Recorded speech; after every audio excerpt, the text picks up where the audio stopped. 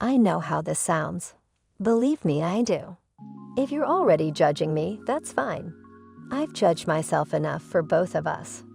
But life isn't black and white, and sometimes you find yourself in situations you'd never imagine. Let me start by saying I love my daughter, Emma. She's 21, sharp as a tack, with this unshakable confidence I wish I'd had at her age. She's my world, my biggest accomplishment.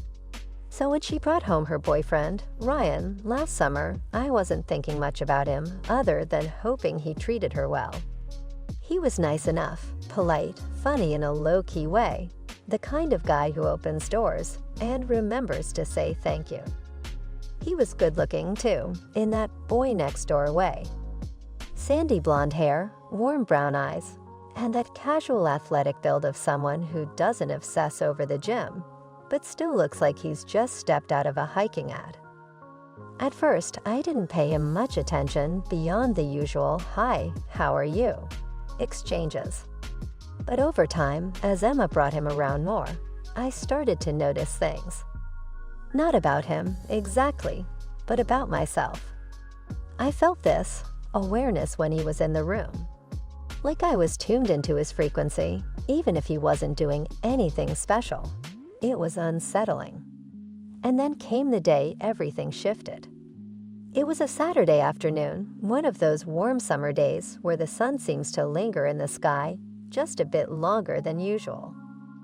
Emma and Ryan had come over to borrow some tools.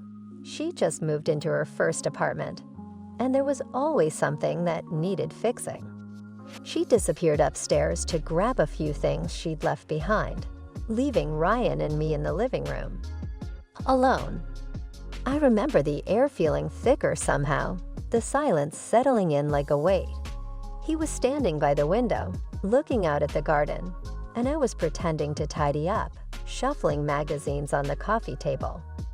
"You have a beautiful yard," he said, turning to me with a small smile. "Oh, thanks," I replied, brushing a stray hair behind my ear. I can't take much credit. The previous owners were avid gardeners. I just try not to let it die. He laughed softly, that kind of genuine laugh that makes you feel warm just hearing it. "Well, you're doing a great job. It's peaceful here." Peaceful wasn't exactly the word I'd used to describe how I felt. My heart was doing this ridiculous fluttering thing, and I could feel a faint heat creeping up my neck. I'd been single for a while, years actually, and I'd gotten used to a certain kind of quiet in my life. But this wasn't quiet. This was noise, static, buzzing, and it was all coming from him. "Emma tells me you're really handy," he said, shifting his weight slightly, his hands sliding into his pockets. "She's lucky to have a mom who knows how to fix things." "Oh, I'm not that handy," I said, waving off the compliment. "I just picked up a few tricks over the years. Single mom life, you know. You figure out how to do what you have to do." He nodded, his expression softening in a way that made me feel seen, like he understood more than he was saying. "Still," he said, "it's impressive." I didn't know what to say to that, so I just smiled, hoping the conversation would naturally drift into safer territory. But then he stepped closer, just a fraction, and I felt my breath catch. It wasn't anything overt, no lingering look or unnecessary touch, just proximity. But it was enough to make me acutely aware of the space between us, or rather, the lack of it. "Ryan," Emma's voice called from upstairs, breaking the moment like a snapped twig. He stepped back immediately, the spell shattered, and I turned away, pretending to adjust a vase on the mantel. "Coming," he replied, his voice steady and casual, as if nothing had happened. Maybe nothing had. Maybe it was all in my head, this sudden, unwelcome rush of something I couldn't quite name.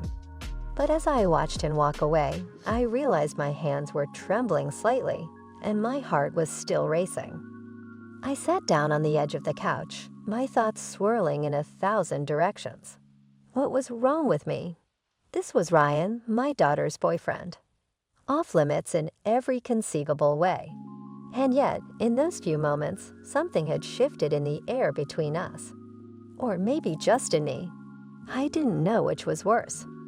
When Emma and Ryan left that day, I stood at the door and watched their car pull out of the driveway, a strange ache settling in my chest. It wasn't jealousy, at least I didn't think it was.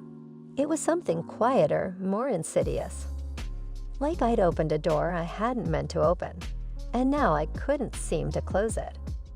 That night, as I lay in bed staring at the ceiling, I tried to rationalize it all away. Maybe it was just the fact that he paid me a little attention, made me feel seen in a way I hadn't felt in years. Maybe it was just a fleeting thing, a harmless spark that meant nothing.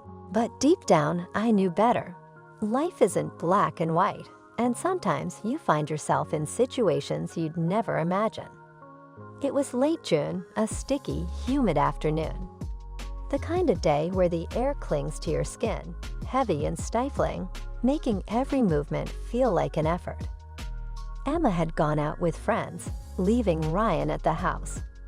I hadn't planned for him to stay.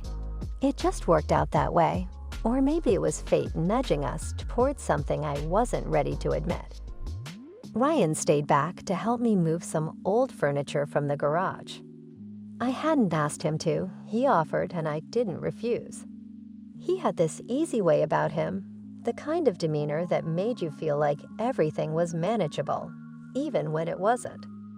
We hauled an ancient armoire and a battered coffee table to the curb, the work leaving us both sweaty and breathless. By the time we were done, the sun was sinking lower in the sky, its orange glow softening the edges of the day. "Lemonade?" I asked, wiping a strand of hair from my damp forehead.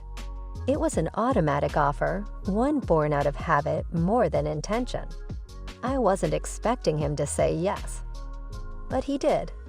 We ended up sitting on the porch, the old wooden swing creaking softly beneath us as we sipped from tall glasses of lemonade. The condensation dripped down the sides, pooling in little rings on the weathered wood of the table. For a while, we just sat in silence, listening to the cicadas hum and the faint rustle of leaves in the breeze. It was peaceful in a way I hadn't felt in years. Then he started talking. It wasn't the kind of small talk I was used to. He didn't ask about the weather or make polite comments about the neighborhood. He asked real questions about my life, my work, how I felt about things. And when I answered, he listened. I don't mean the kind of listening where someone nods along, waiting for their turn to speak. I mean the kind where you feel like you're the only person in the world at that moment. His eyes stayed on mine, warm and intent, and I found myself saying more than I meant to. I told myself it was nothing, just a young guy being polite. But something about the way he looked at me, it unsettled me. Not in a bad way, but in a way that made me question things I hadn't thought about in years. The way his eyes lingered, the way his smile softened when I laughed. It felt like more, even if I didn't want to admit it. After that day, I started avoiding him. Not in an obvious way. I wasn't that transparent, but I made excuses to be busy when Emma and Ryan were around. I thought if I kept my distance, I could shove it down, ignore it, let it pass. I told myself it was a fleeting thing, a silly crush born out of boredom or loneliness.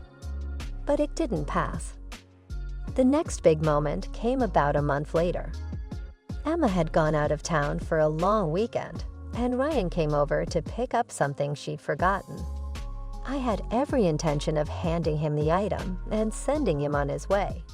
But then he asked if he could stay for dinner, and I said yes. I don't know why.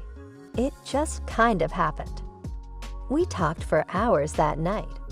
I don't even remember half of what we talked about, but I remember how it felt. Like I was seen. Like I wasn't just someone's mom or someone's ex-wife or someone's boss. I was Melissa. And for the first time in a long time, I felt alive. It started slowly, tentatively, as if we were both testing the boundaries of something we weren't supposed to feel. We were standing in the kitchen after dinner, the dishes still piled in the sink, the faint scent of garlic and rosemary lingering in the air. He reached for a glass at the same time I did, our hands brushing. It was such a small thing, but it sent a jolt through me, like static electricity. I froze, my breath catching in my throat. The air between us seemed to hum with an electric charge, and for a moment, the world outside the two of us simply ceased to exist.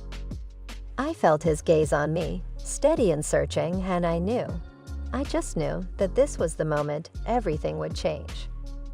"Melissa," he said softly, his voice barely more than a whisper. There was something raw in his tone, something that made my chest tighten. I turned to face him, and before I could think or speak, or do anything remotely rational, he was there, his lips brushing against mine. It wasn't a rushed kiss, not the kind fueled by desperation or impulse. It was deliberate, slow, a kind of quiet yearning that felt like it had been building for far too long. His hand moved to the small of my back, pulling me closer, and I felt the warmth of his touch seep through the fabric of my shirt. I should have pulled away. Every logical part of my brain was screaming at me to stop, to think about Emma, about the lines we were crossing. But the rest of me, the part that had been lonely and unseen for years, didn't want to listen. When I kissed him back, it felt like something inside me cracked open, something I'd kept locked away for longer than I cared to admit. The taste of lemonade lingered on his lips, sweet and tangy, and I let myself get lost in the moment, in him. His fingers traced a gentle line up my spine, sending a shiver through me, and I melted into him, into the warmth and the quiet intensity of it all. When we finally pulled apart, the silence between us was deafening. His eyes searched mine, as if looking for some kind of confirmation or reassurance. I couldn't speak, couldn't find the words to make sense of what had just happened. All I knew was that my heart was pounding so hard, it felt like it might burst. "I'm sorry," he said, his voice hoarse, though he didn't look away. "I shouldn't have." I shook my head, still breathless. "Don't," I said softly. "Don't apologize." And just like that, I knew there was no going back. It was a Tuesday night when Ryan texted me. I was half asleep on the couch, the TV droning on in the background, when my phone buzzed. "I know it's late, but I can't stop thinking about you. Can we talk? Maybe grab dinner?" I stared at the message for a long time, my heart racing. I should have said no. I knew that. But instead, my fingers betrayed me, and I typed back, "Where?" He picked me up an hour later. It was nearly 10 p.m., and the streets were quiet, bathed in that hazy orange glow from the streetlights. He didn't say much as I got into the car, just gave me that half smile of his, the one that always made my stomach do somersaults. We ended up at this tiny diner on the edge of town, the kind of place that's open 24/7 and smells like coffee and bacon grease no matter the hour. It was almost empty, just a couple of truck drivers hunched over their mugs, and a waitress with tired eyes scrolling on her phone behind the counter. We slid into a booth in the corner, and for a while, we just talked. About nothing, really, work, music, random stories from our lives. It felt easy, natural, like we'd known each other forever. His laughter, low and unguarded, was infectious, and I found myself smiling more than I had in weeks. And then there was this moment. A lull in the conversation where we just sat there, looking at each other. The air between us felt charged, like static before a storm.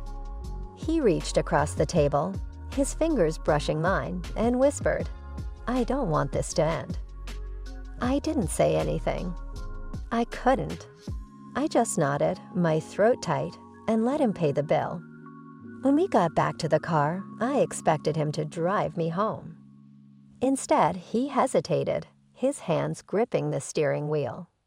He glanced over at me, his eyes dark and unreadable in the dim light of the dashboard. "Do you want to come back to my place? Just for a little while." I should have said no. I should have told him to take me home and pretended this night never happened. But I didn't. I couldn't. His apartment was in a quiet building on the edge of downtown, nestled above a corner store with flickering neon signs. The staircase creaked as we climbed, and I felt a strange mix of excitement and dread pooling in my stomach. When he unlocked the door and pushed it open, I stepped inside, taking in the space. It was small and sparsely decorated, the kind of place that screamed bachelor.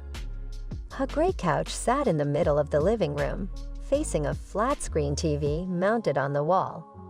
The kitchen was barely separated from the main space, with a few mismatched dishes piled in the sink and a half-empty bottle of whiskey on the counter. But there were little touches, too.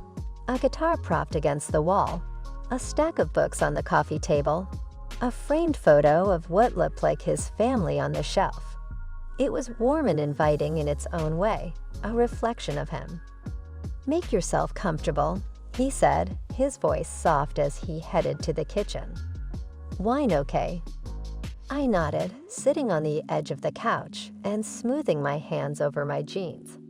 The city lights streamed in through the window, casting long shadows across the room. When he returned with 2 glasses of wine, he handed me one and sat down beside me, close enough that our knees brushed.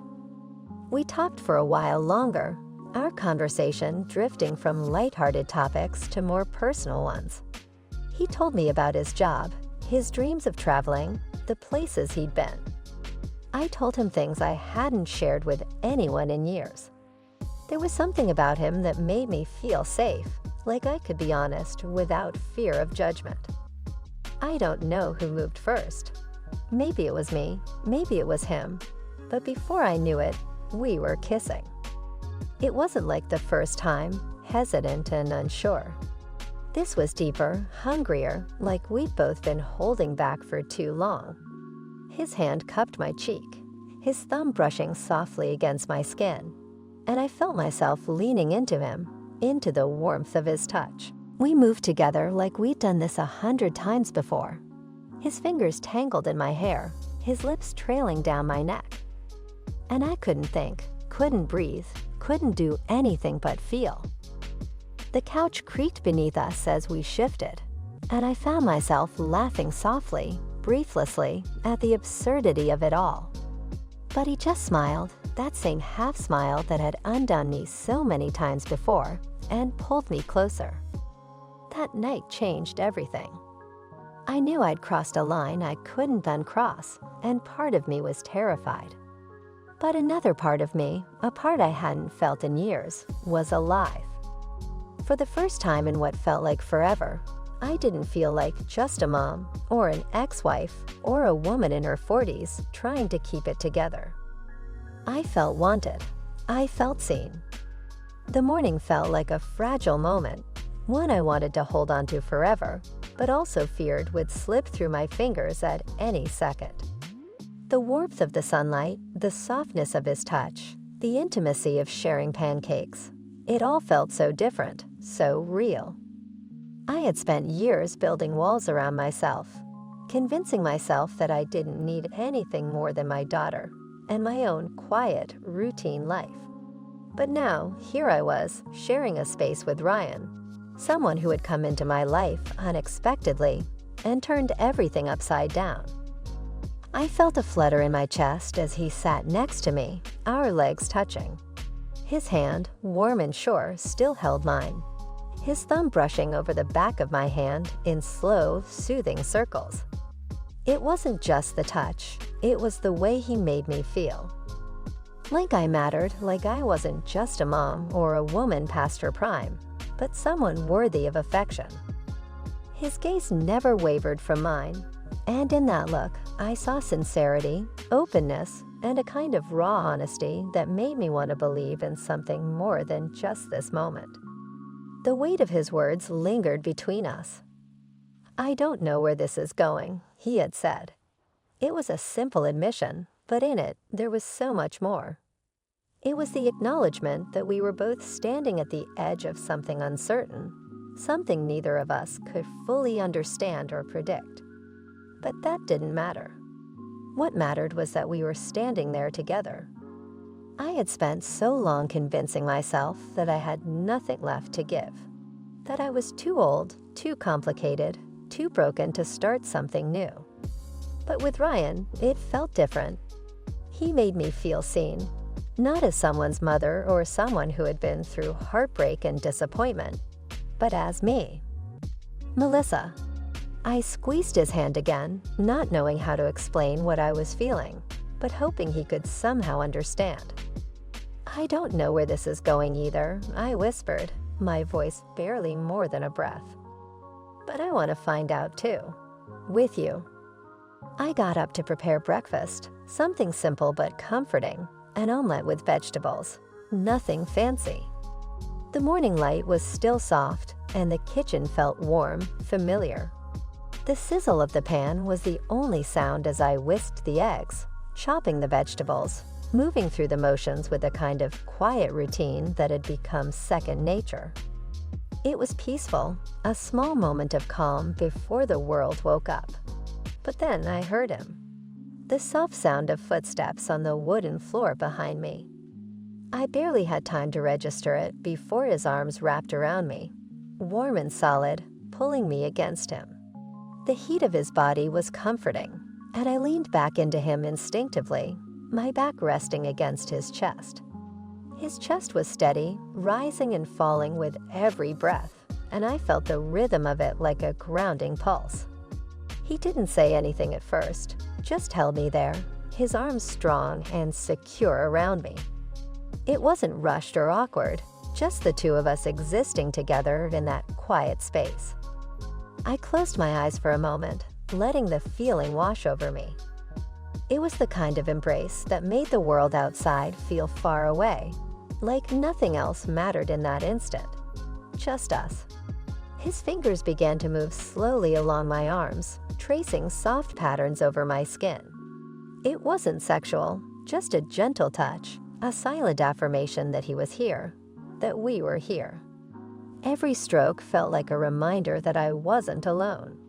His hands, warm and slightly calloused, slid up to my shoulders, squeezing them lightly as if to say, "I've got you." I sighed quietly, a soft exhale of relief and contentment. It was in moments like these that I felt a sense of peace I hadn't realized I was missing.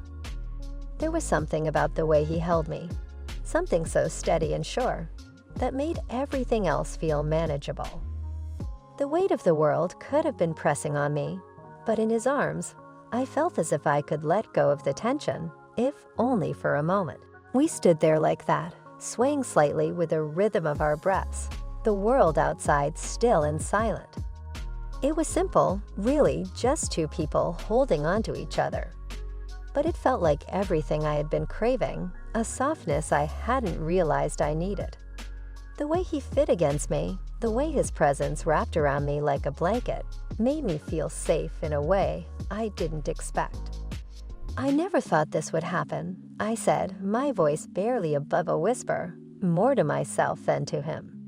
I spent so long pushing away everything that felt new, but now I'm not sure I want to keep pushing it away.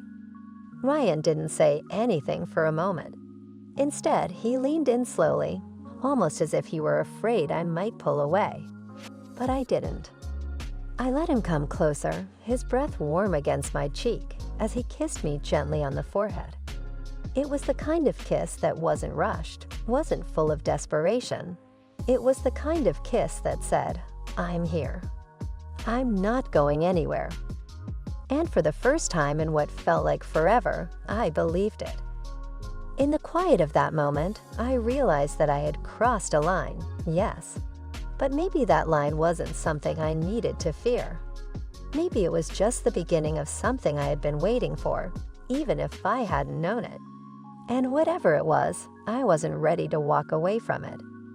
Not yet. The silence that stretched between us was comfortable, filled with unspoken understanding. For the first time in a long time, I didn't feel alone. I felt alive. When he finally pulled back, his eyes met mine again, and there was something soft in them, something tender, but also filled with the same uncertainty I was feeling. We didn't have all the answers. Hell, we didn't even have a clear idea of what we were doing. But in that moment, none of that seemed to matter. All that mattered was that we were here, together. I leaned into him, resting my head on his shoulder, and we sat there in the quiet morning light, knowing that whatever came next, we'd face it together. And for the first time in a long time, I wasn't afraid. I didn't know where this was going, but for once, I wasn't afraid to find out. I didn't expect it to feel this complicated. The guilt, the uncertainty, the whispers of doubt that constantly plagued my mind, asking me what the hell I'm doing, if I'm making a mistake. But then I look at Ryan, and I see something in him that feels like hope. A warmth that makes me feel like maybe, just maybe, I'm allowed to have something for myself. But Emma, she doesn't know. Not yet. And that's the part that weighs on me the most. She's the one person I'm supposed to protect, the one person I'm supposed to make decisions for. And yet here I am, tangled up in something I'm not sure I can explain to her, not sure I can even explain to myself. I spent so much time trying to get things right for her, trying to be the perfect mom to shield her from the mess I've made of my own life. I don't want her to see me as weak or as someone who's lost control. But what do I do when the one thing I want is something that could hurt her? Something that could ruin everything we've built together. The last thing I ever wanted to do was lie to her to keep secrets. But when I look at Ryan and I think about the way he makes me feel, like I'm more than just a mother, more than just someone defined by responsibilities and mistakes, I don't know how to reconcile that with the version of myself I'm trying so hard to protect. What if I ruin everything? What if Emma finds out and it tears apart the fragile foundation we've built? Or what if she doesn't understand? What if she resents me? It's a constant battle in my head, and I don't have the answers. But the truth is, I don't know where this will end. I don't even know where it's going. What I do know is that every time Ryan looks at me, I see something more than just a fleeting connection. I see the possibility of something real, of something that could last despite all the odds. Love doesn't come with instructions. It doesn't wait for the right time or the right circumstances. It doesn't care if everything else in your life is falling apart. It just shows up, unexpected, uninvited, and demands that you figure it out, even if you're not ready. Maybe this will burn out. Maybe we'll both walk away with bruises, regrets, and broken hearts. Or maybe, just maybe, it'll turn into something worth holding on to, something worth the mess. I know it's messy, I know it's complicated, but life is never as neat as we want it to be. So I'm just going to live with the mess for now and see where it takes me. It's my truth, whether anyone understands it or not. And maybe, just maybe, it's enough to be honest with myself, even if the rest of the world can't see the whole picture yet. Because right now, with Ryan by my side, I don't feel like I'm losing control. I feel like I'm finally letting myself live again. Stay with me and subscribe to the channel.